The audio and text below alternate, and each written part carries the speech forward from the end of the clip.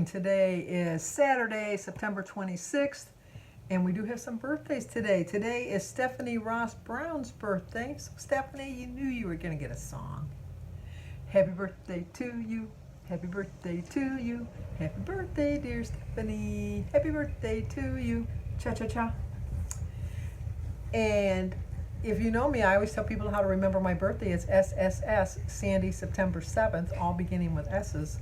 Well, today is Sydney's birthday, and she goes by SSS too because her first, middle, and last name all start with an S. Plus, it's in September. She's got it going on. She's got it going on, girl. One of my best friends, you know, like when I was growing up, I had more than one best friend. I had Mary Kay, Sydney, and Sue. Sue I'm still friends with, and I see her occasionally. Her brother married Jim's sister, so family things, we get to see them. They were divorced now, but it was a friendly divorce, and so they still attend family things. And then my other friend Mary Kay moved to Florida, but I think now she's living in South Carolina, I think, or Georgia, one of the two. I'm still friends with her on Facebook, so we interact on Facebook. And then Sydney, I lost track of her after we graduated. Every class reunion, I was hoping that she'd show up, and she never did. She was one of my best friends. But anyway, but Sydney, enough about me. This is your birthday. It's about you. Happy birthday to you. Happy birthday to you. Happy birthday, dear Sydney. Happy birthday to you. Cha-cha-cha. Well, I hope you both have a great day. Getting back to my friend Sydney, she hated her name because she said it was a boy's name. She always wanted to be called Cindy, and she always wanted us to call her Cindy. And so we would call her Cindy, but when we were at her house, we had to call her Sydney because that's what her mother named her, and her mother said that that's not your name. Sydney is your name, not Cindy. And so you could never call the house and say, because, you know, back then, anybody could answer the phone. You didn't have your own phone. But you know, like if you said Cindy was, can I talk to Cindy? She'd always say, there's no one here by that name. So you just knew you had to call her Sydney. And I was always so jealous of her because she had her own room basically because it was just, she had a family of 8, and they had their house and their attic was like ours, a bungalow. Denise likes to call it an attic. But theirs was bigger, and then they had on the other side, they divided it into 2 bedrooms, and on the other side, her 6 brothers stayed in their bedroom. And then she had her own bedroom for a while because her little sister Jill slept in the bedroom with her mother downstairs. But then when Sydney's mom had her 9th kid, Leslie, which was a girl, Jill had to move up into Sydney's room. I still call her Cindy every once in a while. I can't help it. But anyway, and I was always so envious because she had her own bathroom. That was like, you know, like nowadays it's just kind of a gimme. Everybody has their own bathroom. But back then, if you had 2 bathrooms in your house, la-di-da, you were ritzy because you had 2 bathrooms in your house. And so when I would get mad at my mother and I'd go over there and I'd say, I'm going to run away from home and I'm going to live here at your house and I'm just going to sleep in the bathtub. You'd never know I was here. I can make it all nice and cozy. Never came to fruition, but... And I don't even know what made me think about this, but earlier I was thinking, because I was looking at somebody's, Edie over at Edie's WW Weight Loss Journey. I think it is. Or W Weight Watchers, Edie's Weight Watchers,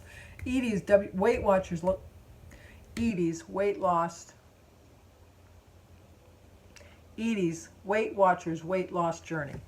I knew I'd get it out right sooner or later. It took me a minute, Edie, but I got it out.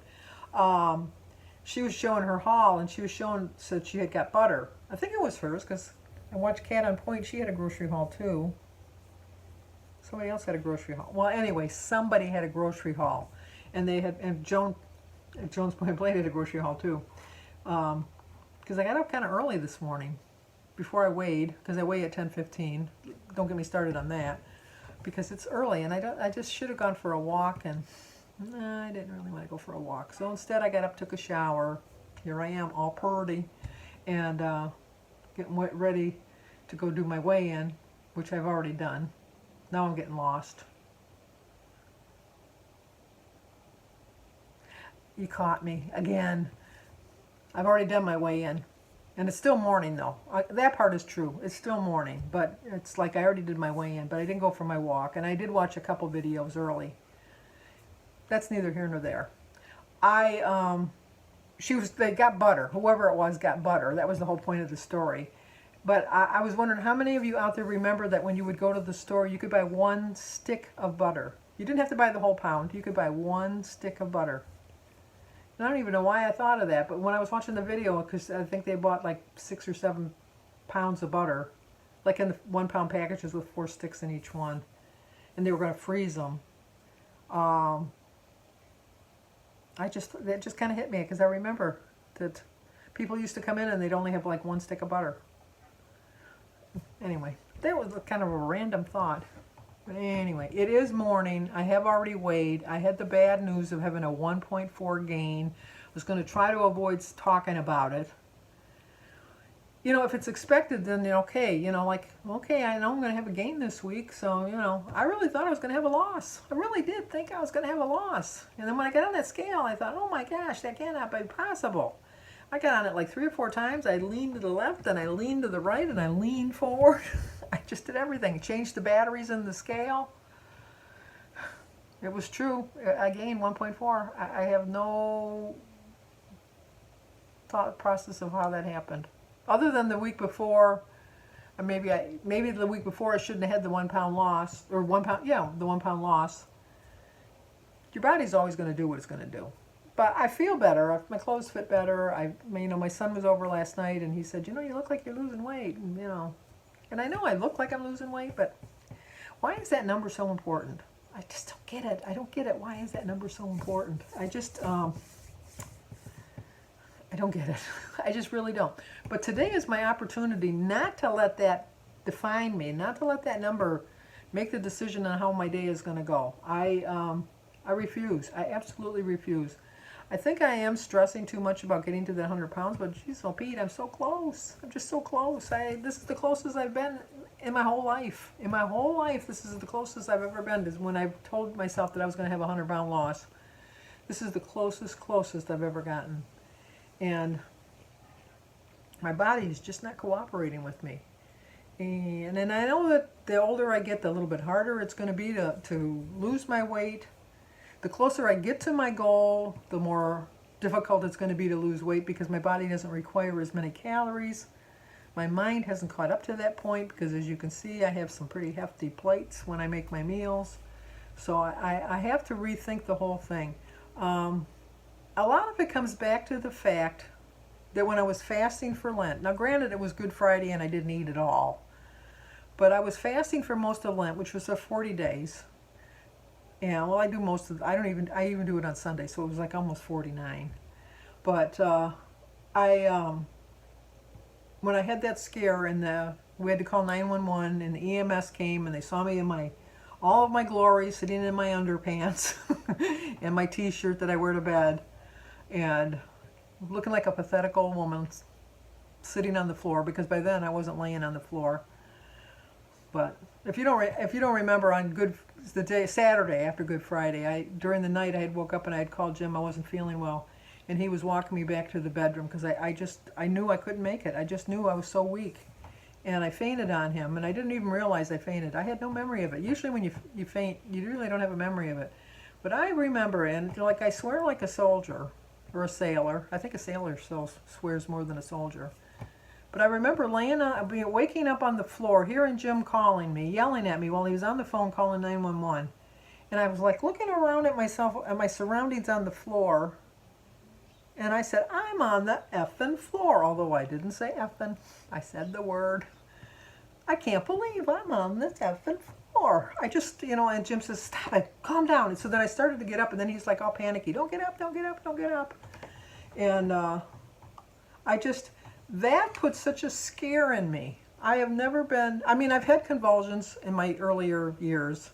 I have lost consciousness. I have fainted and woke up, and but this scared me. And I know it was because I hadn't been eating properly for the longest time during Lent. I knew that I didn't eat anything on Good Friday. I had a couple cups of tea, that was it. I know that's why. My blood sugar just dropped. I know all of that. But it put such a scare in me that now I'm afraid to feel any hunger pangs at all. So if I think that's why I'm eating 3 meals, is because as soon as I get a little bit of a hunger pang, I'm thinking, oh, I don't want to be laying on that floor again. So I eat. And my body's just not acclimated to take 3 meals a day. It's just not. I don't know.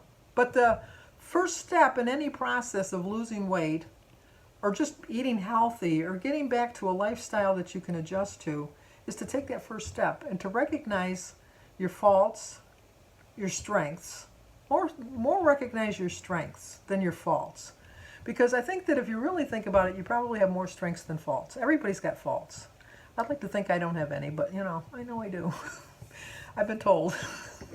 So even if I don't want to admit it, people remind me, this is a fault.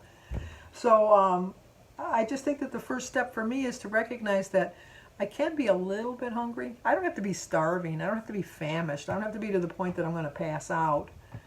But I don't have to, every time I have a little hunger pang, think, oh, I got to eat something now or I'm going to faint. Because, that probably won't happen again as long as I eat properly. And so I don't know. That's just... But the key to my focus this week is my goals. And my goal this week is to fluff off the scale, forget what it was, realize that I felt better. I actually put on a pair of jeans yesterday that I had bought. I'm in a size 18, but I had bought a pair of size 18s that, I think it depends on the manufacturer or the brand that you buy. And these particular 18s were really kind of tight. I really should have got a 20. But my other jeans that I got were 18s and they all fit. And so I thought, no, it's just because of the manufacturer. Well, yesterday I was like all pumped up. I'm going to lose my pound tomorrow. I know it. Because I only weigh myself once a week. So I thought, I'm going to lose my pound. I want to see how these jeans fit. And I actually wore them all day yesterday because they fit. They fit. My body had... So I was like, oh, those jeans fit yesterday. I don't have to worry. I'm getting a scale. And when I saw that gain, I thought, how can that possibly be? And but then I had to think in my mind, you had that non-scale victory yesterday, NSV. You had a non-scale victory. You fit in those jeans. Be happy about that. Stay on track. So I've tracked out my day already. Because for breakfast, I am going to have my usual berries. I got to have my berries. I bought them yesterday. Now that's another key to my problem. I eat too much fruit. I know fruit is good for you. Berries give you all your nutrients. They prevent all of this. I understand all of that, but you can eat anything in excess, even something good. You can eat something good that's in excess, and I do go in excess. So next week I'm hoping to cut back a little bit on that, but today probably not, because another one of my problems is, and I got to get over this too, is I eat so light on Fridays. Now I eat 3 meals on Fridays now. Before I only ate the 2, but now I do eat 3. But they're very, very light, and I don't even come close to my points. I am not trying to lose weight. It's a religious reason why I do it on Fridays. So it doesn't matter what day of the week I'm going to weigh myself, even if I switched up my weigh-in day. Fridays are still always going to be that way. That's just, I've been doing it for my whole life, since I've been like 5.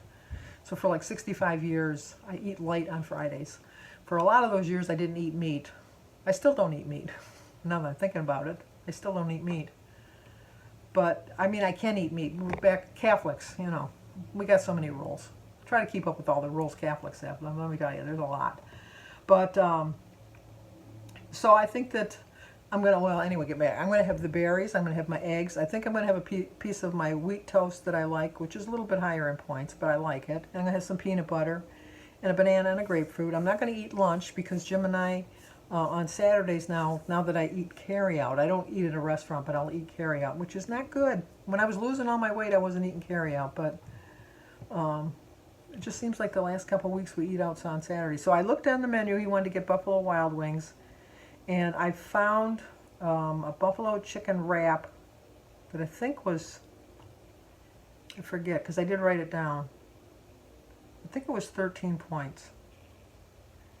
And my breakfast was 9, so that's 22 points. And today I get my 35 extra weeklies. and then I'll just have an iced tea with it.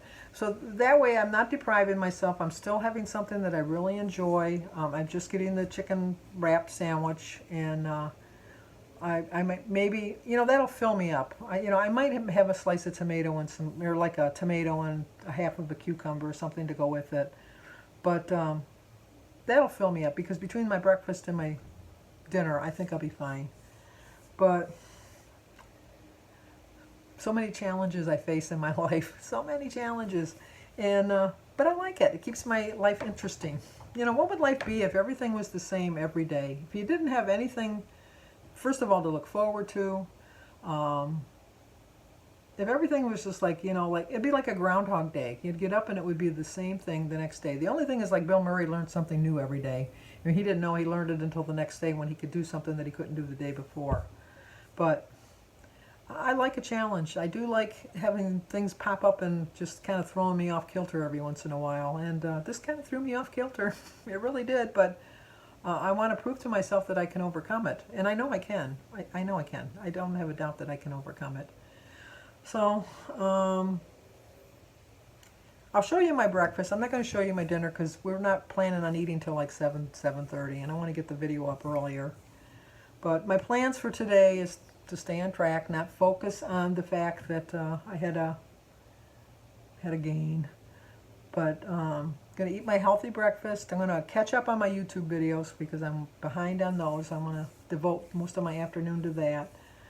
Tomorrow we're supposed to get rain, and then all next week our high is supposed to be in the 50s, and then that's when our cold front is moving in. So my plan is to bring all the cushions in from the deck. I bring them down the basement. Jim always brings them up in the spring, and then I rearrange the deck and all that. But for the most part, I don't know why. Outside work is supposed to be Jim's work, but I'd like to arrange the deck the way I want, put the covers on it, winterize, not winter, like get it ready for the winter, and do my part on the outside, and then stay on plan today. Look for every opportunity to be good, because I will. And that'll be it. I don't know what else. It's just part of life. Obstacles come all the time, but today is another opportunity to get it right. I did it right this week, but you know what? Today's the opportunity to do a little bit better, and so that's what I'm going to do. So if you're new to my channel, please subscribe, leave a comment, hit that like button, and share it if you think somebody might like to see it. And as always, stay safe. Okay, fall has officially started. My tree is starting to turn colors, the ones behind me. And we have our deck furniture. Oh, I got to get a cover for this still. Get a cover for my what do you call it? My heater thing, my table, my fire table. I really need to get a new cover, because I had to put duct tape on that one. But I'm hoping that Jim has some kind of a tarp we can use. Jim's got to put the umbrellas in the basement, and he's going to roll up the rug and put it somewhere. But officially, fall has begun here at the Carico house. Okay, let's eat breakfast. There's my tea and water, my grapefruit, of course my berries, and my egg and banana. Whatever. Today is Saturday, September 26th. I started my day with a prayer. My quote is, "You may not be able to control everything in your life, but you can control your attitude and how you deal with it." It's a 9-point breakfast. I get 23 points on the blue plan, 0 for my egg, berries, grapefruit, banana, and tea, 3 points for my whole grain toast, 3 points for a tablespoon of peanut butter, 3 points for some center cut bacon, 9 points. I still have 14 points left. That's the bread I'm using, the peanut butter, and the bacon. Okay, let's go eat. I'm hungry. I did have a granola bar when I first woke up. I still got to track that.